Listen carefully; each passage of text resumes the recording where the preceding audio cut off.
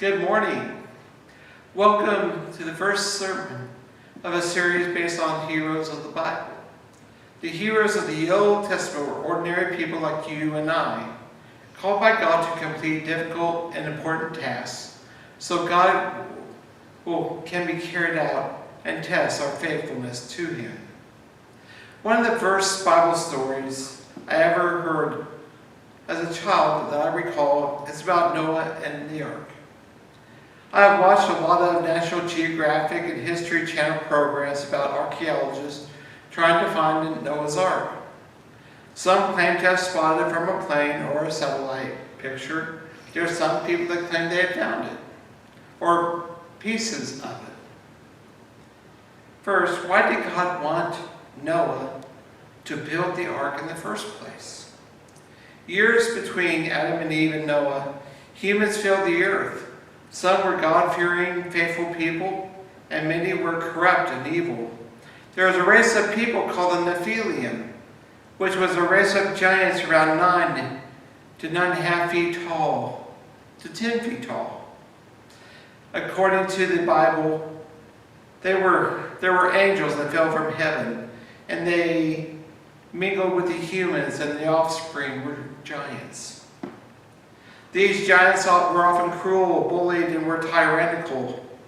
We know giants existed because David defeated a giant named Goliath, who was a mercenary soldier for the Philistines. But God decides He's going to wipe out this evil in the world and destroy it. God would send a flood to rid the world of the evil by destroying all the animals and people. However, God said there were some people faithful and committed to God. Noah, a righteous man who was committed to God and God alone, and his family would be spared. Noah loved and obeyed God. God knew animal life would be lost and save male and female of each animal species. God says to Noah, build an ark, and here are the measurements.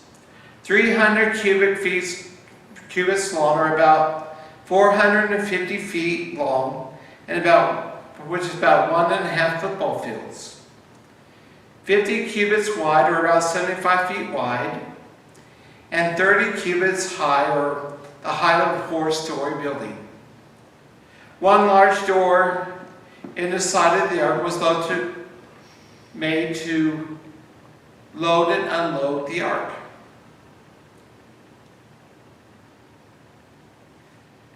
After 100 years, the ark was finished. The animals were loaded onto the boat. Why would it take 100 years? Well, it was Noah and his family that was building the boat.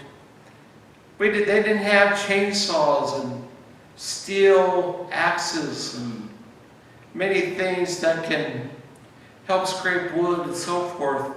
They had very crude tools, and it took a while to cut the trees down and to strip the bark off and to make the trees wood into lumber.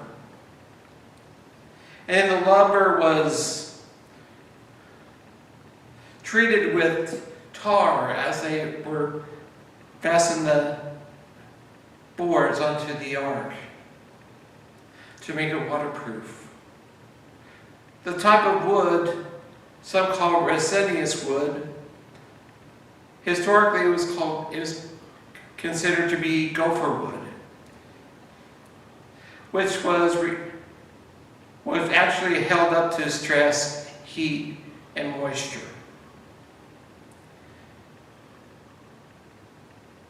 After 100 years, the ark was finished. The ark was loaded on in the boat along with all the flood. After the last animal entered the ark, the door was shut to the ark, and God shut the door. Noah was 500 years old when he started building the ark, and when it was completed, he was 600 years old. Noah's family helped him build it. Now this area was a desert wilderness, but mountainous, and there were trees. Could you imagine the ridicule, the laughs, the jeers from people outside his family building this huge boat in a desert? Didn't make sense to other people. If people see things as peculiar or out of the ordinary, they make fun of the people trying to perform unusual tasks. As soon as the ark was built, the animals, 2 of each species, boarded the boat. As soon as the last animal was loaded, as well as food for the animals and his family, Noah obeyed God in every detail and instruction. The door was shut on the ark by God, because Noah was found to be righteous in God's favor. He and his family were spared. For 40 days and nights, torrential rain fell, and waters from within the water flooded the lands. The ark was lifted off the ground and floated on the ground. All things, living things, and people outside the ark perished. The water covered the earth for 150 days. Then the ark rested on Mount Ararat. Noah released a dove several times, trying to determine the land was dry. One day the dove returned with an olive branch in its beak. The last time Noah released the dove, 7 days later, it did not return. He knew that there was land.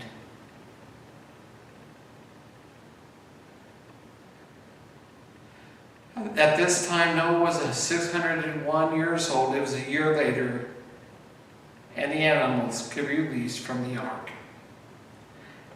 Then there was a worship experience. Noah built an altar to God and sacrificed animals and birds that had been approved for that purpose. God was pleased with the worship service. God made a covenant. God would never again destroy all living things and people for as long as the earth remains with the flood. The rainbow was supposed to be a sign of that covenant. And Noah was a hero because he obeyed God's will and followed God's instructions. He followed through building the ark and bringing the animals on the ark to save the species on earth. Because Noah finished this difficult task, although it took him 100 years, he was able to save his family and the animals of the earth so they could repopulate. And Noah chose to build his life and the life of his family on the foundation of God, which was wise. Remember a few weeks ago, I preached about Jesus' teaching through his Sermon on the Mountain.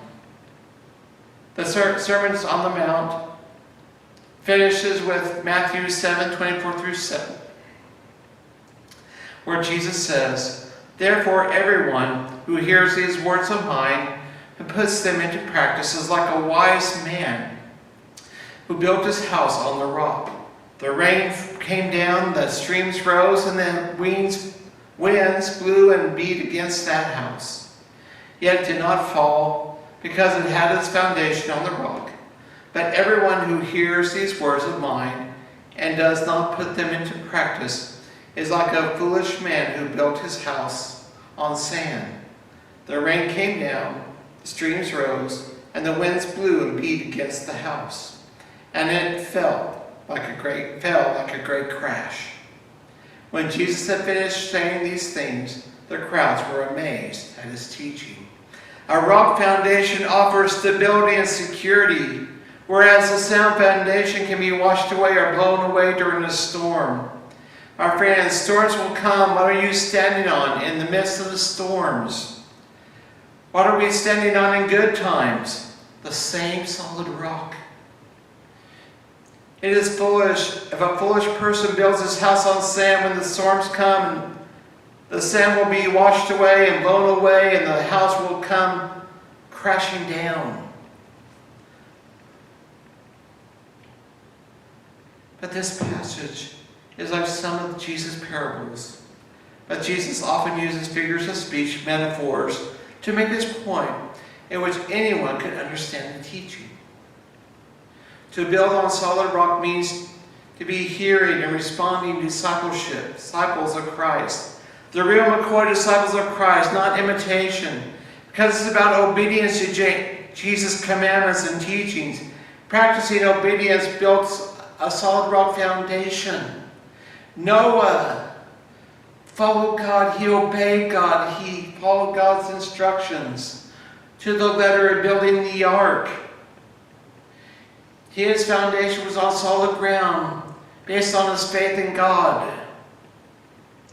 And like a house of cards, the fool's life crumbles. Most people are headed for destruction based on lack of thoughtfulness or just because it's simpler. When people lack thoughtfulness and try to do these things easier, they take unnecessary risk. Those risks can lead to destruction. Our responsibility as disciples of Christ is to help others stop and think about their lives and where lives are headed and point out the consequences or destruction that could occur. Noah built on solid rock foundation, that was faith in God. So he was wise. The foolish were those who didn't follow God's will, committed evil, followed their own worldly desires, and they built on sand. When the flood waters came, the sand was washed away in their lives, their house came crashing down. With Jesus, we have a solid rock foundation for our salvation and for weathering the storms that come. Building on solid rock means putting into practice what Jesus has taught us and helping others to see the destructive path they are going down. Jesus is the solid rock foundation. We can stand and weather the storms in our lives and let Jesus be our anchor in the storms. Following his commandments and teachings and putting them into practice is building our faith and lives on solid rock foundation. Let us build on solid rock foundation of God and Jesus Christ. Amen.